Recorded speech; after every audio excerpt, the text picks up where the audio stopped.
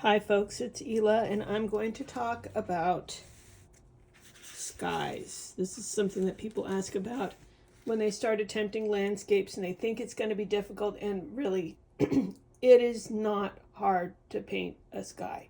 You can get the whole thing wet and put the color on after the fact, or you can just mix a nice light diluted color and put it on there. If you get a back run, right, we've got some back runs, it doesn't look bad. It just has sort of an environmental feeling about it. If it's granulating, it looks okay. If it's more staining, it looks okay. It's really not as scary as you think it is. It's just a new subject, and that's what's getting you, not the actual nature of the subject itself. If you have something blue above your landscape, people will automatically know it's a sky. So you have choices of colors, you have choices of techniques. So this is ultramarine blue that I diluted down.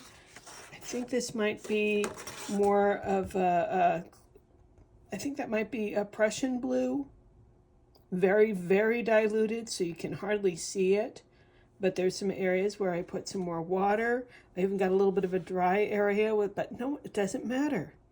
You know, you're drawn to everything else. Right? Whenever you have strong colors and shapes, subtle things like that just aren't going to pop out to people. One interesting thing to keep in mind also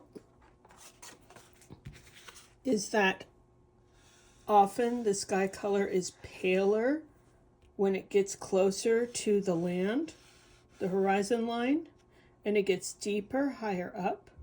Also, the color of the sky is often a little bit more of a greenish blue lower down due to the atmosphere, whereas higher up it becomes a more of a true blue, but you don't really have to show it. I didn't show it here. It looks fine.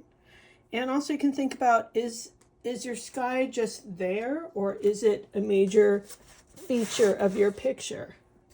So here it's a little bit more of a feature. It's taking up a bigger part of there, but I don't have to do anything too elaborate. I just have a big wet into wet area where I put the water, and then I had the wet paint here, and I put some water, and you can lift off the paint with your brush, right? Using your brush like a sponge, you know, like we do in class. You just kind of pick it up, and you can also dab it with a paper towel. This is one of those instances where using a paper towel actually looks kind of cool because it really takes up a lot of paint and gives you kind of a more defined light area. If you're going really crazy, you can get experimental. Here I go. I went crazy with this. I'm not going to demonstrate how I did this. It was too involved. But, you know, I did a kind of a pinkish underpainting. And then there was some trial and error in there. I used a very granulating Mayan blue for this area up here, and I didn't really like it. So then I actually went in with some purple on top. I don't know if you can see how purplish that is. And a more staining blue. And then I put in some white paint in here. This is titanium white gouache. So it worked out. You take risks. You know, you could use a sponge, right? You could use a candle on there and save some white that way.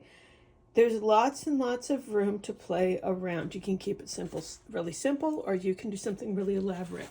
So let me show you some different blues that you can use. This isn't every option under the planet. There are more, but here's the ones that I just thought I'd show you today. We've got some phthalo blue, which is very more greenish and brilliant. This is there's a lot of ceruleans that are actually phthalo blue with a little bit of white added to it. That's what this is. So it's phthalo in disguise. These are both Van Gogh brand. Here I've mixed phthalo and ultramarine together. So it's not quite as purpley as ultramarine, but it's not quite as green as phthalo. That's a combination that I've used a lot. Ultramarine, it's really on the purplish side, especially the Van Gogh brand. I think there are other brands that are not quite as purpley as this one. But, you know, when you're getting into like the deep high sky, it might get close to that color. And maybe you just like that color and you want to use it, or that's the blue that you have. It'll still work. It'll still be okay. Cobalt is a really nice color to use. I think it's very close to a true sky blue. It is an expensive color. It is granulating, and it is toxic, just so you know. And if it says cobalt hue, then it's not true cobalt, and it's not going to look like this. I think this is Daniel Smith right here. This is another cerulean, right? This is different than this cerulean. This is a very staining, This is a very staining cerulean because it's mostly phthalo blue. Whereas this cerulean down here is much more granulating. It's a similar greenish color, but it's not as bright, and it's made with chromium. So there's more than one cerulean from Daniel Smith. This is a Daniel Smith one. And this is just some Payne's gray used straight and heavily diluted. That would be good for a cloud if you wanted a gray cloud. And here's some Payne's gray that I mixed with titanium white. And you could also use zinc white. And zinc white or Chinese white is the white that comes with the less expensive palette. So this is a Van Gogh palette. And here's that greenish, right, cerulean right here. And then it also has some Payne's gray, which is nice. And it has a zinc or Chinese white. So this I mixed in advance 2 different blues. This is this blue, the cerulean, and a little bit of the ultramarine. And I thought I'd just show you a little bit about like a basic cloud picture, right? So here's a very exaggerated version that I'd done previously. So if you're going to paint clouds, if they're not wispy, if they are really big, heavy, dense clouds, they're gonna block out the sunlight. The sun is gonna come from above. You see how the tops of these are bright, pure white paper? There's no water, there's nothing. This is just the white of the paper on the very top. The sun is coming down from above, and it's blocking the light from the underside of the cloud. This is exaggerated, but it gets the point across. And you can see I used Payne's gray, and I bet I mixed some white in with it, although I let it be fairly dark. And I have some backgrounds, and you know what? They look cool. Backgrounds look nice in skies. I like them in skies. So, you know, I'm trying to refrain from saying, you know, this is good, this is bad. And I think that's a pretty good example of it. So, okay, I'm going to paint a sky right now. I've got my blue all set up. I have a little bit of this. I'm going to make more of this kind of heavy grayish color. So I'm just adding more. I can use a dropper. Making sure I have enough. So that's just Payne's gray. And now I'm going to add some of this. It's been pre-wetted Chinese or zinc white. This is a more transparent white. It's not as powerful as a titanium white. It's more translucent. But for what we're doing today, it will be fine. If I wanted a stronger white, I would go with gouache. And this is called permanent white. And you can see I just squirted some out earlier. I could probably wipe that in there. This is this is titanium.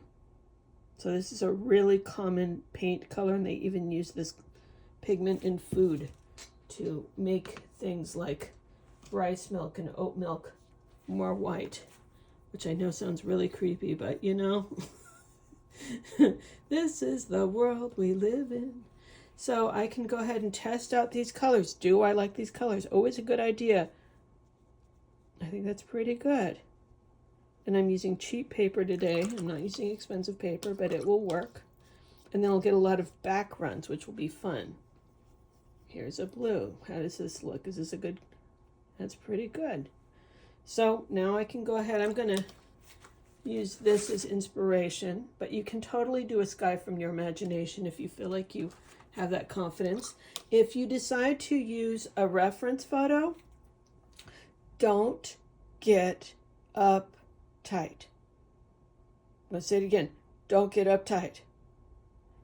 We get really freaked out. We want it to look exactly like the photo, and that's not what we're doing today. we're gonna have fun. It's gonna look good, okay? It's gonna be better than you think it's gonna be, right? We always get super judgy with ourselves. I'm gonna get a big brush. So I'm gonna have some fun here. I'm not gonna freak out. It's not gonna look, this doesn't look exactly like the reference photo, and the one I'm about to make won't look exactly like this. I'm gonna put this just out of sight, just because I want this to be the focus. But here we go. I'm going to put some clouds, the underside of the cloud here. It's going to go straight in there with that cloud color. And there's going to be areas that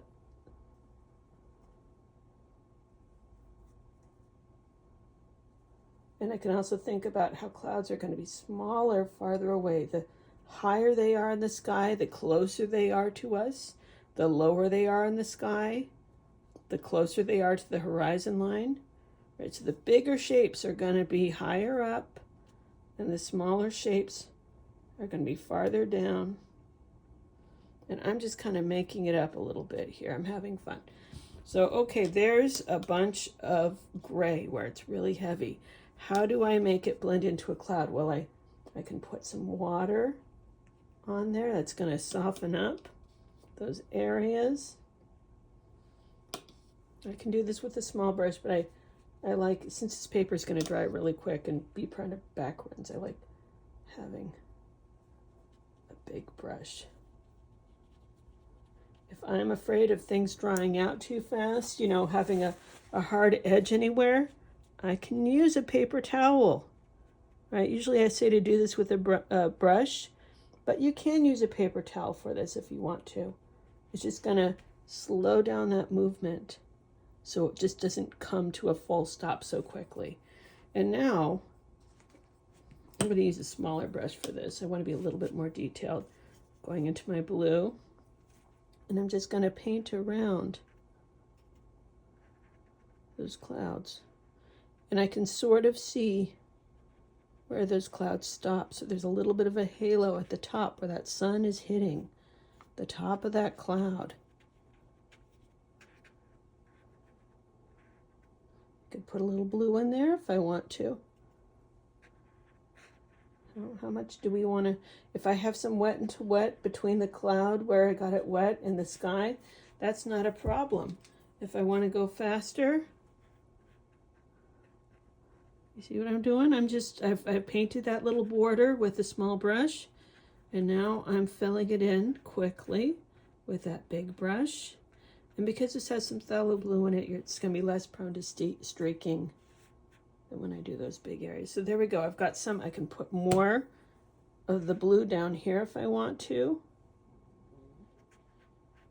And if I don't like the harsh edges here, I can also soften them up. If I want to, I can do it with a brush. Maybe I'll get some back runs. Yay, I like back runs for skies. I can also use a paper towel. This is a tiny bit damp now. Can I soften that up a little bit, maybe? There's lots of room to play here. And yeah, you could overwork it if you do too much. But it's going to have elements of surprise. But it's also fun to have some areas that are really sharp and stark in there. If I get too much in there, oh, too much water, it's running off. Okay, I'm going to put some blue back in. So you can mess around for a while. I can also put some blue down here. All right, we don't have a full sky of clouds. We're just having a partial sky. But these cloud shapes down here, I'm making them smaller.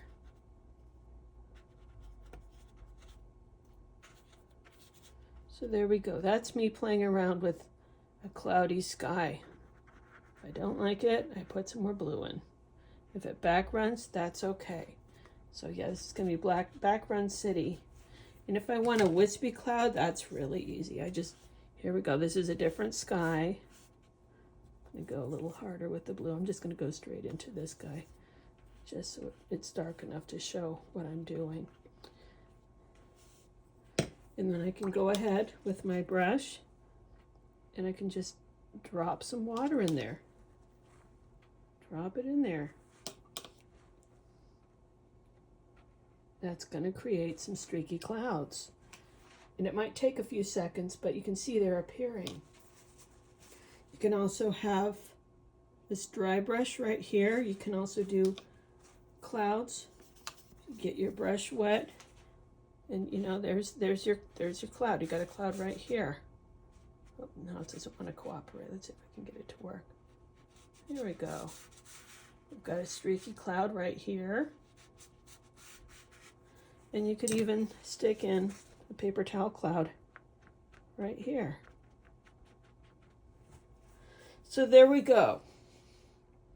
Big dramatic. We got some wet into wet.